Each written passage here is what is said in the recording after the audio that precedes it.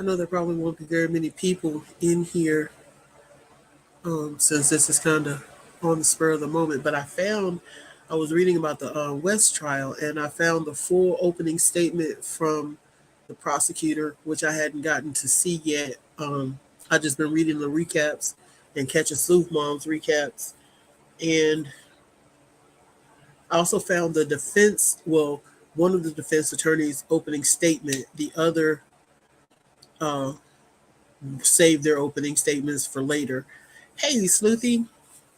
So I'm going to try to get this done with commentary in time so that I can hop over and watch Loco Mai. I know she goes live twice tonight. So we're going to just go ahead and dive in.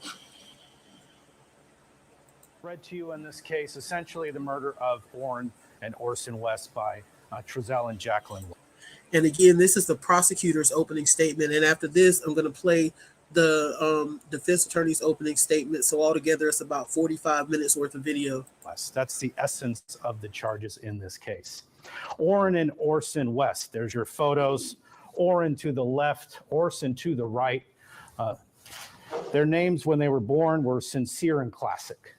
They were adopted in the initially they were foster children, but that is Orrin and Orson West. Their bodies have never been found. Have never been found.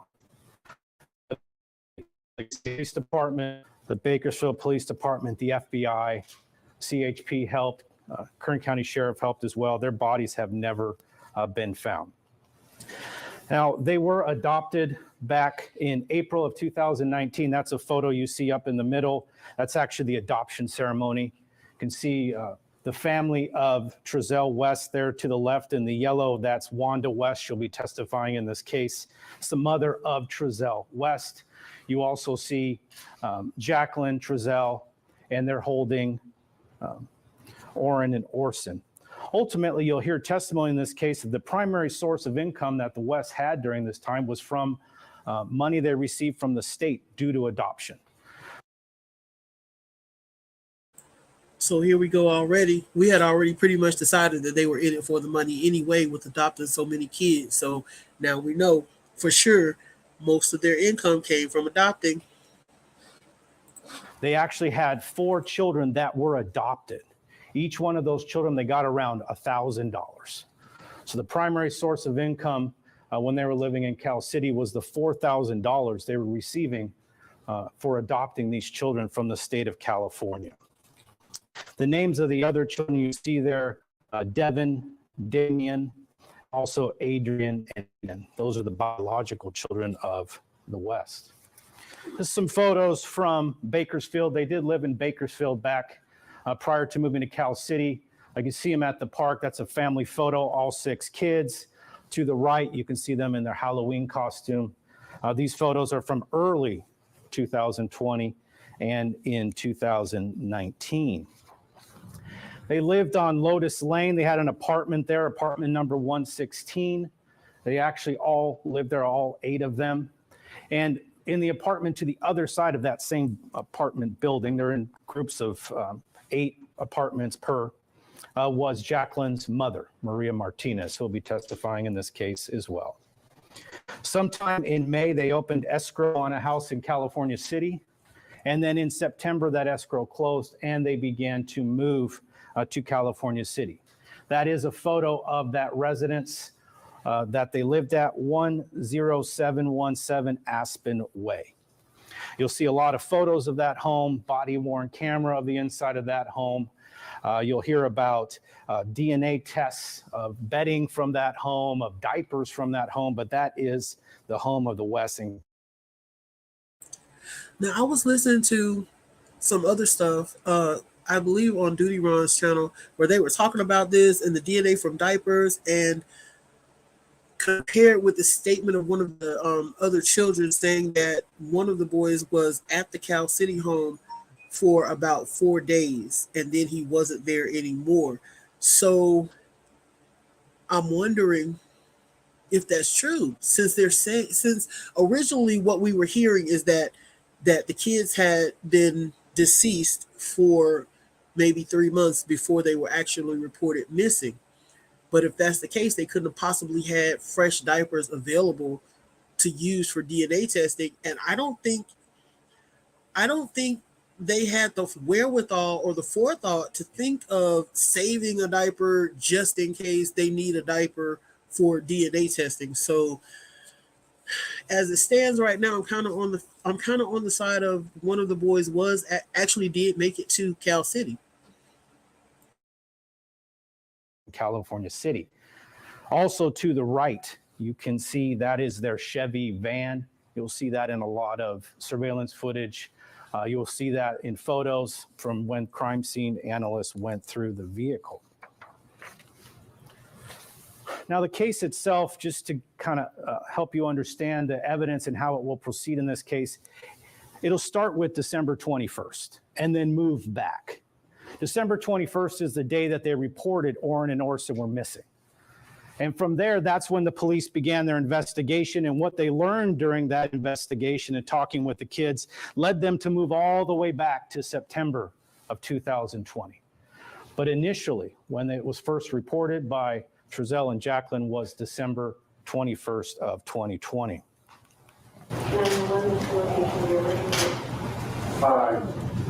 What is 0717 Ashton Avenue? House.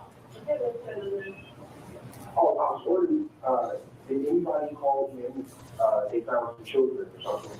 They was like, go back to my son, I can't find them. They went back to our earlier, and all of a sudden, I can't find them out there. So you probably can't find them.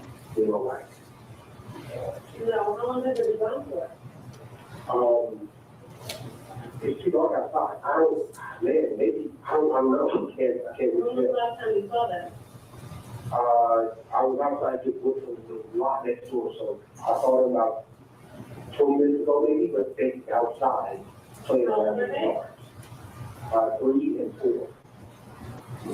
What part of the neighbor? So the youngest was wearing black sweater, black sweatpants, and the oldest was wearing black sweater, black shirt, black sweater, long sleeve sweater, and some gray sweatpants. All right, that's the initial call that was received. It came in at 17:41 hours. That translates to 5:41 p.m. Officers were dispatched at 17:46 or 5:46 p.m. They were on scene at 17:48, which is 5:48. The officers that responded were Lieutenant Hightower, Officer Brian Hansen, Officer Anthony Cabrialis, Officer Joshua Flores from the California City Police Department. They all began to search for Orrin and Orson. What are their names? Orrin and Orson. Which one's the trio? I'm sorry, say it again. The trio, this is his name? The 3 are all Orson. O-R-S-O-N? Yes, sir. And Orrin? Orrin. O-R-O-N? Yes, O-R-R-I-N. Okay. R-R-I-N, okay. So that's who they were searching for. They received this information from Trezell. They show up on scene. They know they're looking for a 3-year-old and a 4-year-old. Now, just to give a sense of kind of what we're looking at, this is in the area of the home at 10717 Aspen Avenue. The area he's speaking about playing in the backyard, you can see it here. And there is actually a fence in the upper northeast corner of that yard. And that'll become relevant as we go through this. Let me move this, I apologize. There's a fence in the upper northeast corner. That'll become relevant because that's where Trezell West is saying Orrin and Orson, a 3 and a 4-year-old, exited late that evening from a cement slab on the backyard. So police came, they began to search the home, they began to search the lot next to it, and there was no sign of Orrin and Orson. As I was saying, there is camera footage from a house to the west. This is the footage, and you're going to see a lot of it. You're going to see hours of it. But this is the footage from the house that's at 10649 Aspen Avenue. This is the west residence off to the east of the home. This is when police actually show up. That's Brian Hansen, and you can see Jay Trezell as they come to approach. So that's the police. They come, they hear what they have to say. They begin to look for Orrin and Orson.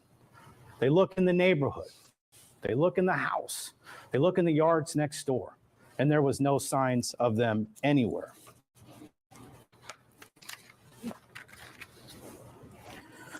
They got assistance from local civilians. They got assistance from the Kern County Sheriff Department Search and Rescue. To the right of that slide, you can actually see the flight path CHP helicopter used as it did circles in the sky, further and further away from home, looking for Orrin and Orson all the way into the desert. And there was no sight of them. There was agencies from all over assisting, people all over that were assisting. They had to call CPS. This is from a CPS referral. There's so many things going on. There's even miscommunication that go on. You'll see in this, and this will be evidence in this case, as mentioned, that there is video footage of the two children walking down the street. There's no footage of them ever walking down the street. You'll hear from officers that combed for surveillance footage. At no point was any footage found that had Orrin and Orson walking down the street.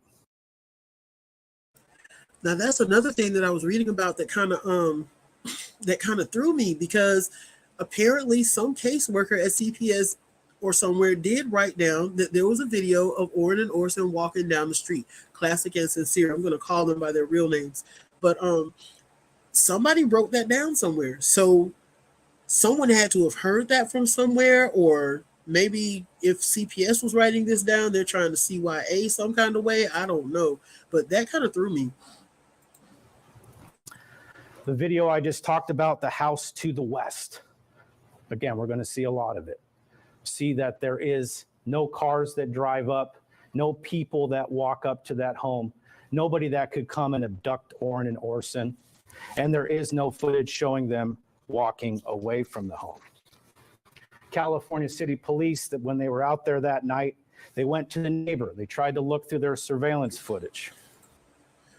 And I forgot, copyright infringement disclaimer. We are watching this for educational, research, and entertainment purposes, so we do not violate copyright infringement laws by rebroadcasting this from the website. And I will also put the link in the description to the website where all this is. Hi in the bushes, welcome. They went in the area looking for other people that had any camera footage. Just want to play this next portion. This is initially kind of the information they were getting from Trezell. There, you're working in that corner, but you're back facing the back door. Yeah. You just go in the wood in this area.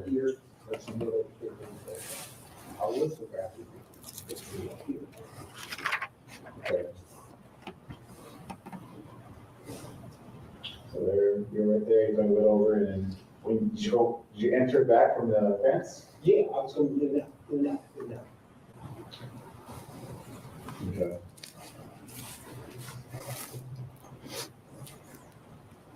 Now, the last time you came in, did you try to lock it? No, the last time I was there, I was able to go check the CPS. I was moved away from the fire, because I was starting to fire. So I could do that one for me. I did close it, it's close to the dog was there. So when I came out, it was open. So I'm assuming that. Now, what's going to become important in this case is details, things that are said and things that don't ring true based on the evidence in this case. You heard Trezell said that he left the gate open or closed it to the point where his dogs wouldn't get out. But then when he went out, the gate was open.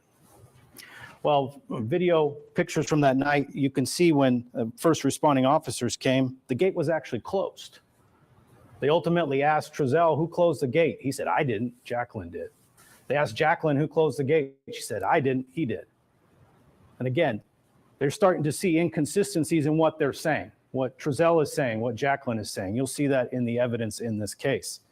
They also look at the gate itself, because he said he closed it enough to where his dogs couldn't get out.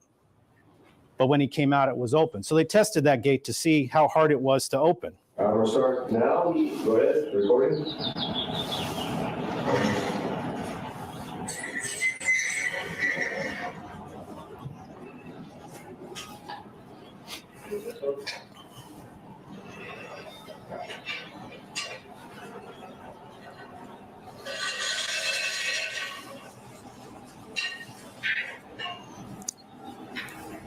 Again, these are 3 and 4-year-old that are supposedly opening the gate. You just saw that it took a grown man some effort to even open. So again, they're noting inconsistencies in what Trezell is saying, in what Jacqueline is saying to them. They were said to be on the cement slab. There was drawing with some chalk. They did see chalk on a cement slab, but Officer Hansen also noted that there was no children's footprints, anything consistent with children's footprints in the dirt. He did see footprints consistent with an adult, but nothing consistent with a child walking through the dirt that was between the cement slab and the gate that led out to the field. This is just a kind of overview of the surveillance footage that they either viewed that night or were able to recover in the following days.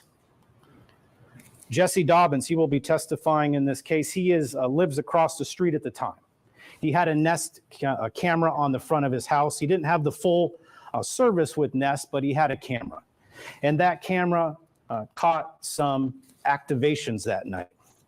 And this will become important as it relates to the timing of it. There was an activation at 5:12, at 5:38, and at 5:51. Now, Mr. Dobbins, like I said, lives directly across the street from the West residence. And so his Nest camera looks out across the street, somewhat to the yard to the right, but a lot of the house of the West. You will see based on the surveillance footage that 5:12 is consistent with the time that Trezell was out getting wood from the yard next to it. 5:38 is consistent with the time frame of when Trezell returned from searching for the kids. 5:51 is consistent when law enforcement arrived on scene. There is no activation for any other movement based on what Jesse Dobbins will testify to. The house that is to the west, again, this is 10649. Put a circle around it, but this is that evening. You'll have to do math when we go through it, but it's 57 minutes slow. So this is at approximately 5:09. And you'll see this up in the corner. This is the area with the fence. I'll use that area. You can see an individual pulling items in and out of the yard through the fence. So Trezell West was outside pulling wood in and out through the fence. At some time around 16:20 hours or 5:17 p.m. in real time, that's the last time when Trezell went into the house. That's the time frame he said that he last saw the children. When he returned a short time later, they were gone. That's where you're going to hear Mr. West say in this case. After searching for approximately 10 minutes in the home, you will see that he enters his van and begins to drive around the area. At about 6 minutes later, he returns from driving, goes. 6 whole minutes, guys. 6 minutes he spent, quote unquote, searching the whole neighborhood for the boys. Really? In the house, and that's when the call is made that you heard earlier. There's also footage from a neighbor that lived to the northeast area on Rome Beauty Drive. Mr. Robert Avalar, he will be testifying in this case. That's footage from his home. It looks out towards the desert area, which is near the end of Aspen Avenue. He said that evening, you can see a picture of him to the left. This is Mr. Avalar here. He was outside. He did not see any children walking into the desert. There's also footage that was recovered from 108th Street. It's a white rectangle where showing the coverage of a Ring camera. That's Mr. Trezell West's van driving around the neighborhood. Now, again, it's the inconsistencies which lead the officers to investigate, which keeps them talking to Jacqueline and Trezell West. They searched the backyard. This is another look of the backyard facing the home. And based on some statements by Jacqueline, they actually take a cadaver dog out into the backyard. And you can see the dog there, that's Sadie. She does note that there is something there, but what her handler says is it was confused interest. But nonetheless, based on what Jacqueline said to them, a cadaver dog was taken out there. Confused interest. Y'all remember that term? We got to figure out what that means. I'm going to be looking it up while we're watching this. And had some notification based on what that dog smelled. Now, the FBI went through that yard, went through the dirt, dug, all those things. No bones were ever found. No body parts were ever found.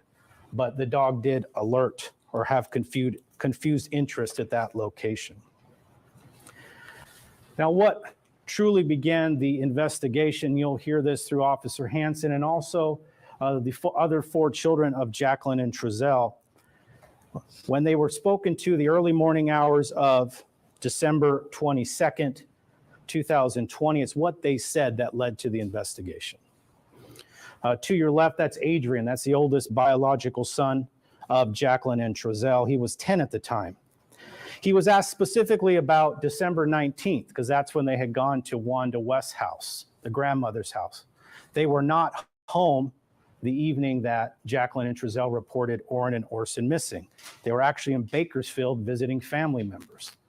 So they were asked, were Orrin and Orson with you when you came to Wanda West's house in Bakersfield December 19th? Adrian said no. He was interviewed multiple times. You'll hear this through a Sonia Barton and also Adrian, that his mother had told him that Orson and Orrin were over at his grandmother's, or Maria Martinez. He told them that Orrin and Orson had left before September, that they went to grandmother's house a couple days after we moved to California City. So again, they're getting a sense of not only were they not in the van on December 19th, that they hadn't been in the home in California City also. To the right, that is Aiden, another biological son of Jacqueline and Trezell. He was asked who was in the car on the trip to Bakersfield December 19th. He said his brothers. And you'll hear evidence when that was clarified. By brothers, who do you mean? Devin, Damian, and Adrian. Again, this is Aiden stating that Orrin and Orson were not in the vehicle on that trip December 19th. He was asked why Orrin and Orson didn't move to the house. And evidence will show in this case, he said because they cry a lot. And that his mom and dad said they went to the place where they used to live. Again, the investigators are hearing this from not just 1, but 2 children now, that they were not in the home in California City and that they had been taken somewhere else. Moving on to Damian and Devin. Damian, very young at the time, but he was asked, did they move to the house? He said yes, but then they left. They were there only a little day, only 1 day. So again, Orrin and Orson were at California City, but only for 1 day, and then they were gone. So at this point, there's 3 children of Jacqueline and Trezell saying that Orrin and Orson were at California City only for a short period of time, or not at all. Moving on to Devin. He was asked, when's the last time he saw Orrin and Orson? He said at the apartment. Again, the apartment's in Bakersfield, not in California City. Asked if Orrin had gone somewhere else, he said, Orrin went somewhere else. He went to mom's grandma. So again, 4 children of Jacqueline and Trezell, all 4 said that they were not with them when they went December 19th, and they hadn't even been with them in California City. This is a Facebook post that you will see related to Jacqueline West. This is the day after, I'll go back, the day after these interviews of the 4 boys. The next day, or that same day, they were informed essentially what Adrian, Aiden, Devin, and Damian had said. And this is a message that she sent to Wanda West, who had contact with the boys. Jacqueline said, please tell them we love them and miss them. And she also said, the boys need to ask for a lawyer if they want to talk to them again. I don't want them twisting whatever they are saying. So the officers take that information September 19th. They began to look through the footage. They began to look at that van to see, can we see if any kids are getting in? Can we see if 4 are getting in? Can we see if 6 are getting in? What can we see? That's footage, kind of a screenshot of the footage from the home. You can see on December 19th at 11:35 plus 57 minutes, that's when people enter that van and drive to Bakersfield. Ultimately, the question will be up for you as jurors, how many children entered that van that day? Return time, 15:44 or 3:44 plus 57 minutes. Again, that's the return of Jacqueline and Trezell to the home that day. The total trip time was 5 hours and 9 minutes. Now, you'll hear testimony about that trip, where they went. They went to a home on Potomac, 1109 Potomac. That's Wanda and Philip West's home.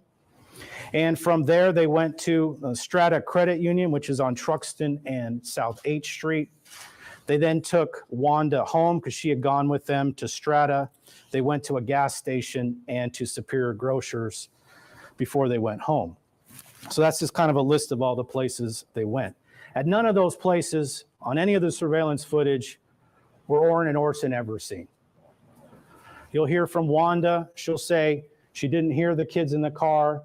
She didn't see them. She didn't necessarily look for them, but she didn't see them in the car. So Wanda West, who got in at the home at 1109 Potomac, all the way to Strata Credit Union, all the way back, at no point being in the car did she hear Orrin, did she hear Orson, or did she see any evidence of them in the car. This is at the home at 1109 Potomac, all the way to Strata Credit Union, all the way back, at no point being in the car did she hear Orrin, did she hear Orson, or did she see any evidence of them in the car. This is that van. I circled it going to Strata Credit Union, again, Truxton and South H. This is Jacqueline.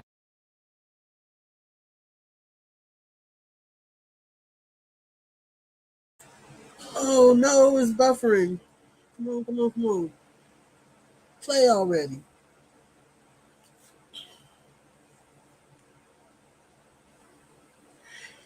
And it seems like maybe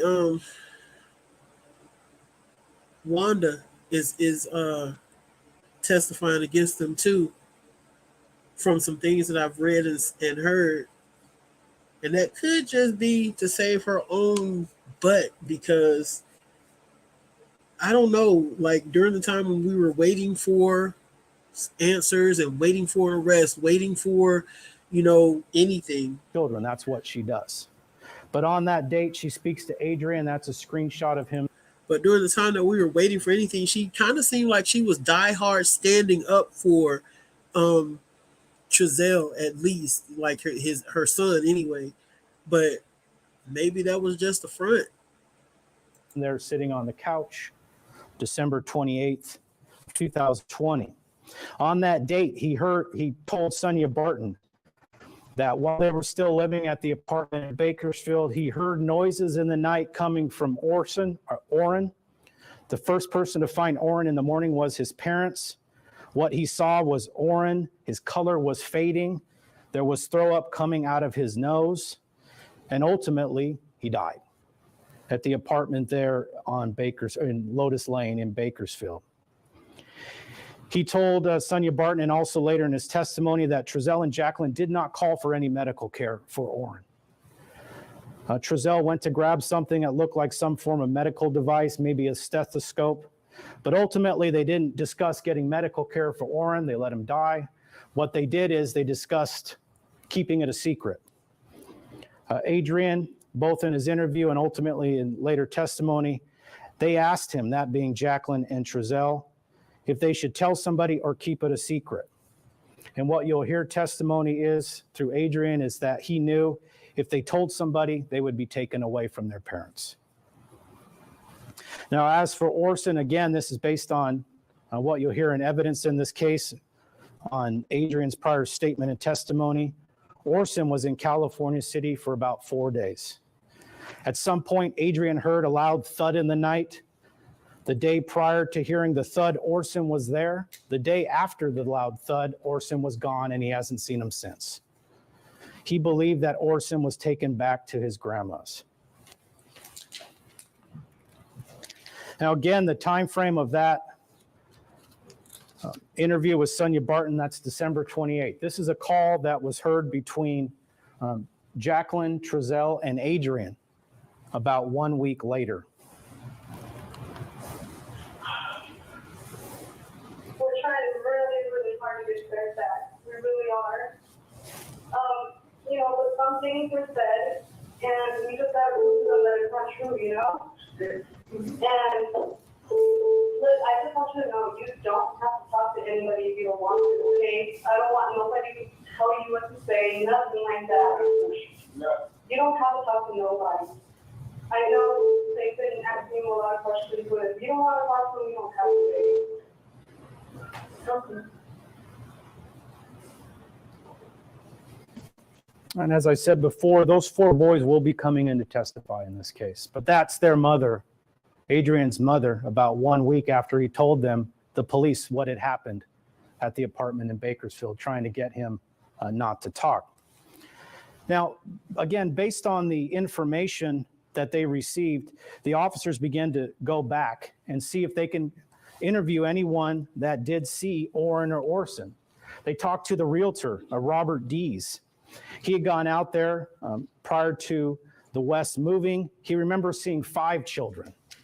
He also specifically remembers 4 boys playing and 1 boy was mad, kind of with his arms crossed.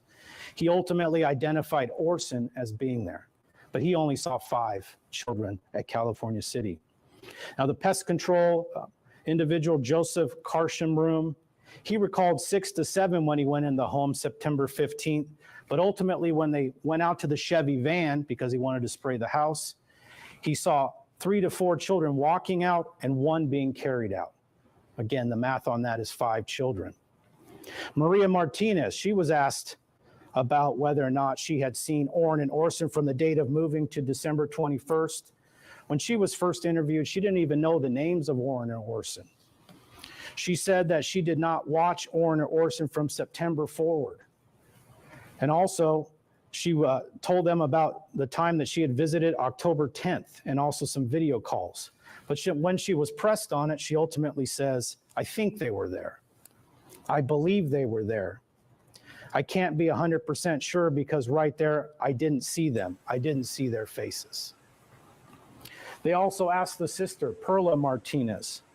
And ultimately what she said through testimony is, and you'll hear her testimony in this case, she did have some video calls, but the camera moved around and she didn't really know who she was looking at or who was who. She does remember seeing Aiden specifically, but that's all she remembers. So again, the police are trying to develop at any point, has anyone seen Orrin and Orson? And it goes through the timeline, the specific timeline of the move to California City. September 11th, that's when they got the keys from the realtor, Robert Dees. September 15th, that's when the pest control individual, first name Joseph, went to the house.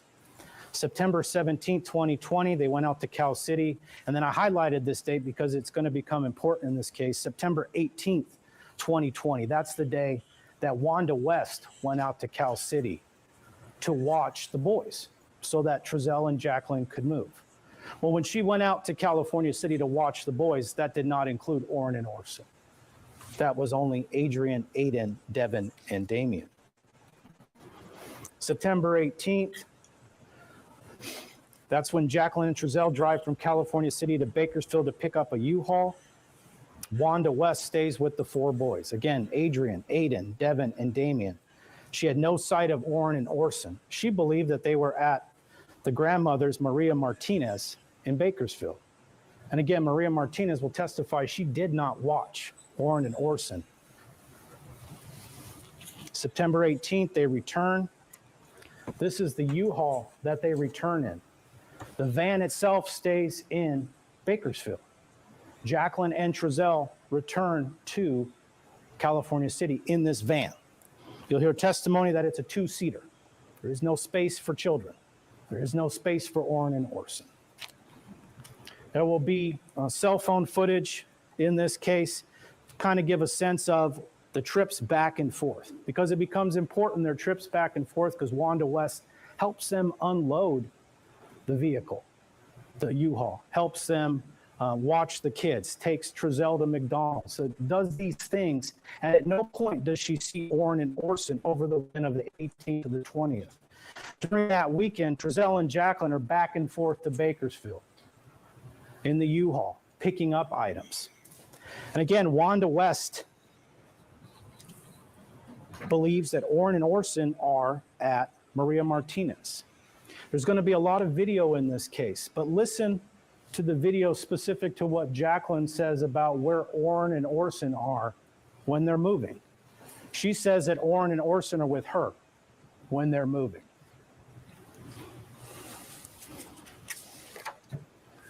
It's just showing some more back and forth between Bakersfield and California City. Ultimately, again, September 19th and 20th, Wanda and the 4 boys helped Trezell unload the U-Haul. Again, no sight of Orrin or Orson. On September 20th, Trezell and Wanda returned the U-Haul in California City.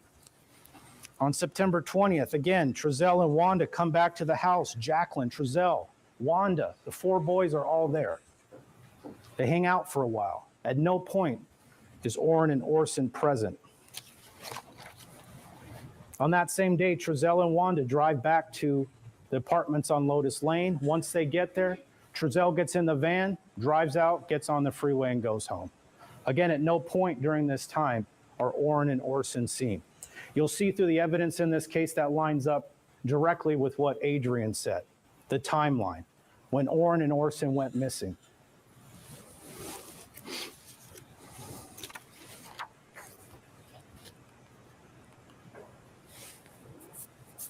July 25th, 2020, this is a photo of Orrin West. This is the last known photo ever taken of Orrin. It's recovered from the cell phones that were seized in this case.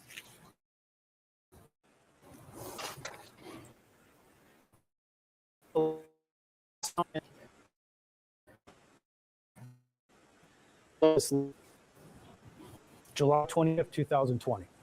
Now, during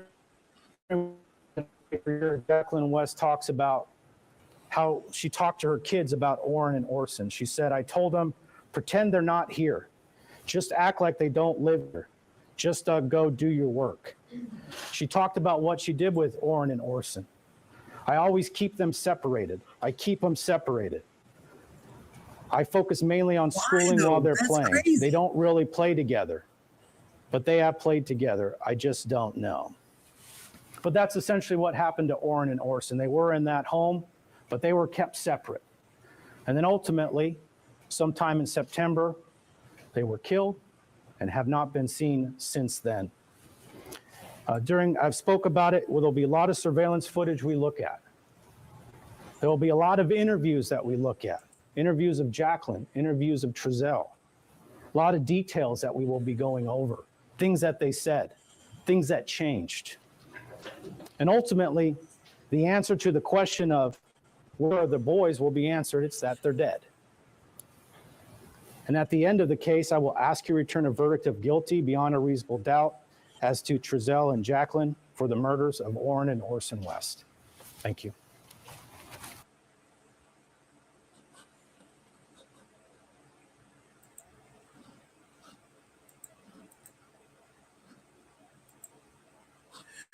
Okay, so that was the prosecutor's opening statements. The video of the defense opening statements is about 11 minutes long. You guys want to watch that one? Put a 1 if you want to watch it now. Put a 2 if you don't want to watch it now.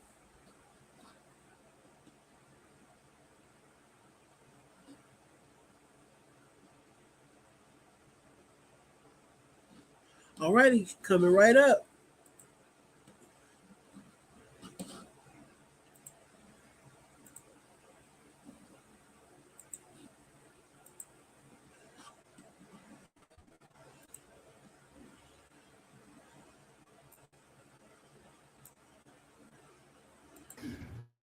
They've been married 12 years in March. Trezell will explain, and you'll hear in the interview, that when he first met Jacqueline, her understanding of love and their love together changed his whole perspective on things. It changed how he saw religion. He goes into it with the detectives. That love manifested into a little family of 8. And they were proud of the life they had built and moved out to the desert and got themselves a little house. This is COVID times. Some people hoard toilet paper. Some people drank and knit. And other people's kind of moved on from urban areas because they saw the system come to a halt. That is what the West did. They went out to Cal City to try to be self-reliant. And let's face it, out in Cal City, they are unique. They are a biracial family of 8 made up of couples of brothers that are also biracial. They are an artist and a producer who are trying to be self-reliant out in Cal City, who homeschool their children, and yes, primarily make $4,000 a month to support that family of 8 for taking care of children none of us were taking care of. And this is suspicious to Cal City. And you can see that from the start of this investigation. This is all suspicious to them. And with uniqueness also comes oddness sometimes. And you can see in the interviews when they talk to Cal City, sometimes they say some odd things, but they are always forthright. They are always sharing everything with Cal City PD because they want to be removed as suspects so they can find their boys. And sometimes they say some things that are true, but Cal City doesn't want to hear.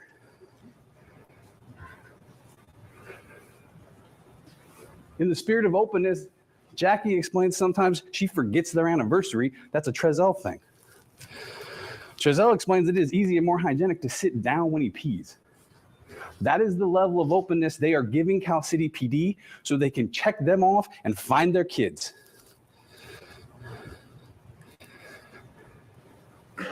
They started adopting because they heard about brothers that get torn apart in the system. They didn't know family members could get separated in the system. And Trezell, working as a security guard, realizes all he's getting done is getting paid to stop homeless people from stealing food, and decides, you know what, why don't I spend my time trying to help kids? And when he gets there, he starts to realize there's not a lot of males in the system, let alone males of color, let alone black males who are going to be fathers to black children in the system. He tells this to detectives. That is why he got involved. He also explains to the detective that once you get involved, after about 60 some odd kids come ripping in and out of your house, after a teenager puts hands on you in your own house, you start to feel different. You have to kind of compartmentalize. And Jacqueline says the same thing. And because of this, they love their children, but love that gets drugged through the system is a little bit different. Cal City doesn't like that. And they'll say it in the interview. And although they have no experience with adoption or fostering, they don't really like some of the answers they're getting. Trezell explains the reason why he got Oren and Orson and why he was so proud of them is they were 2 little black boys just like him. And he was going to be a father to them, and he was going to raise them and be there for them.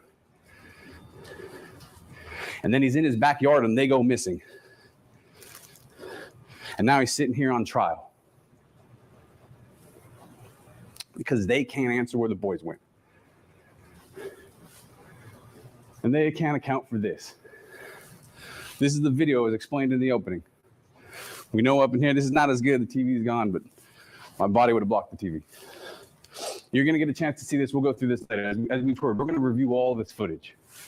Up in here, we know that is where Mr. West is doing yard work. I'll start this. You know, this is getting around the time, right? The mark when we know. And we know that Mr. West turns the lights on once they've realized the children are missing. I want you to look right up here. You'll see some light, something going on right here. And keep paying attention because eventually whatever's causing that's going to show itself.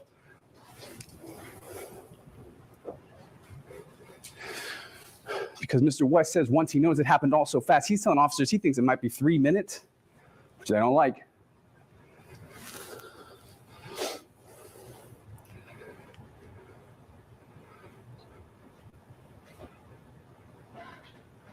So the light source is back, and now what's causing that reveals itself.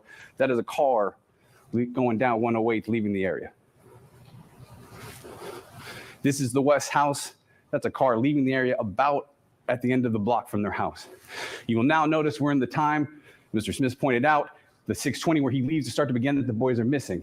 And we're about a minute out from this light turning on. So they can't explain that. I'm willing to bet most officers don't even know about that.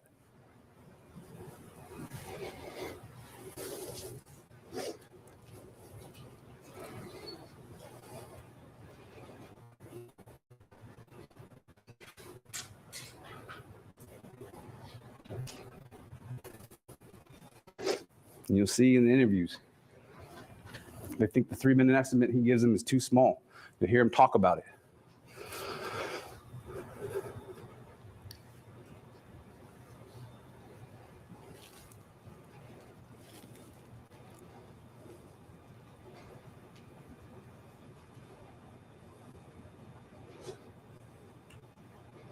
About a minute out from that car leaving, we know the light goes on when they've started to realize that they are not in the yard and they are not inside.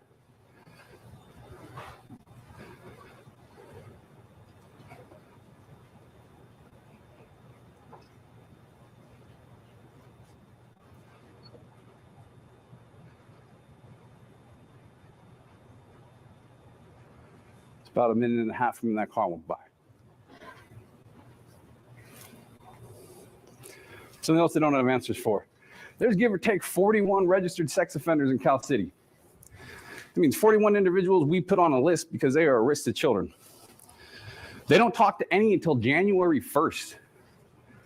That's not the 22nd, the 23rd, the 24th, the 25th, the 26th, the 27th, the 28th, the 29th, the 30th, the 31st. I'm not going to put this down, but you know the first comes next. That's when they talk to sex offenders. And all of them know. They went to 4 houses. They talked to 2. One, they talked to the person's mom. And that apparently was enough for them. And then they talked to a roommate. The others, they don't have an answer for that. Before they ever do this, they get a call from someone named Hector Rodriguez. He tells them he's got information. He wants to talk to an agent. He's worried for his safety. Tells them you need to check a house in Blythe, but I need someone to talk to me. They check the house in Blythe. They don't ever contact them. Hector Rodriguez, with that same birth date, is a sex offender in Kern County who's been out of compliance since 2009. They don't talk to him. He went to them.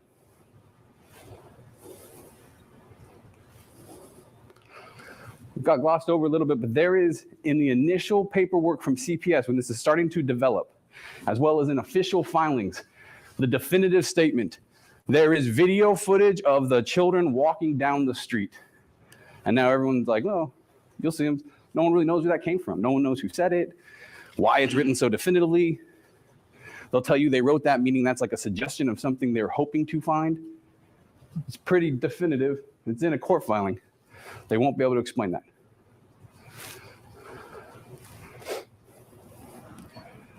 A woman in Texas called them. That's fine. Okay, we'll stop filming, we'll stop broadcasting. Make sure you turn your microphone off. We'll just put the sidebar. Thank you, Hunter. All right, let's continue. Texas, a woman calls and says around Christmas time she sees two little black boys in the neighborhood. She says eventually she meets them and she is told their names are Orrin and Orton. And a man corrects him and says, no, your name's Derek. That's never followed up on. Just also, they don't have answers for how inconsistent some of this investigation is. There will be cops that will say there's no diapers, but there is diapers. There will be officers that say there's no chalk, well, there is chalk. There'll be officers that say there wasn't clothes, well, there is clothes. There'll be officers that say there was no toothbrushes, there were toothbrushes. There'll be some officers who rely on the fact that the dogs didn't smell the boys specifically. You will hear from the dog handler that the dog smells cadavers or humans. The dogs that were there were not trained to smell individuals specifically. And she'll tell you when she was there the first night, the dog couldn't do much because the area had so many people walking around through the yard, it was contaminated.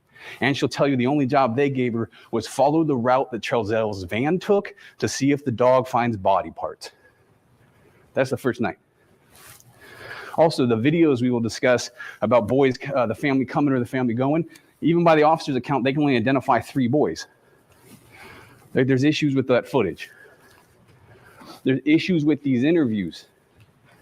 They're inconsistent. The boys are inconsistent from what they're saying. They contradict what adults that were in Cal City say. They retract things they've said.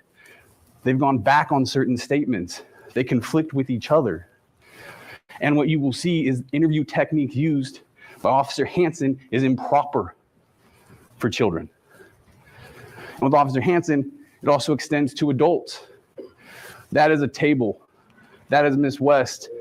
That is his hand on her thigh. He never handled this investigation like she was the mother of missing sons. This was a tragic accident, is what the evidence will show. All right? They don't have an answer for it because it was tragic. Instead, Trezell is here on a murder charge. The bottom line is Cal City out the gate just never thought anyone would take 2 little black boys. That's why the investigation will look the way it did. This is Trezell West. This is Jacqueline West, and their 2 little boys are missing. Thank you.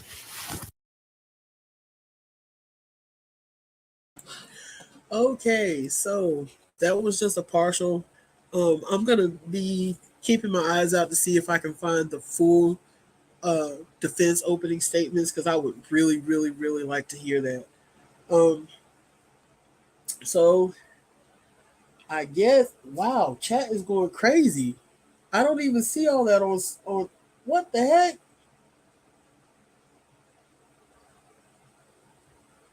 Oh, it was just catching up. That was weird. I switched over to like the YouTube video live studio thing, and the chat was just scrolling. So I guess it was just like refreshing or updating itself or whatever, since I wasn't on that tab. That was so weird. Anyway, but yeah, I'm gonna keep my eyes peeled for the full defense opening statement, and if I can find that, we'll watch it together another night, or I'll just download it and post it separate or whatever. I think I want to stream it though, just to keep away from any type of copyright infringement or whatever. Because as long as I can comment on it, then I should be safe. And I don't want it. I don't want anything I post on this case to be taken down, because I know we're all so invested in the boys' case. I'm gonna try to come on again this weekend sometime. Like I said, I'm not setting any definite dates right now because things are still kind of up in the air, but I'm pretty sure I'll have weekends free from now on, and I should have like Saturday and Sunday night, if not Friday night as well. So see y'all next time.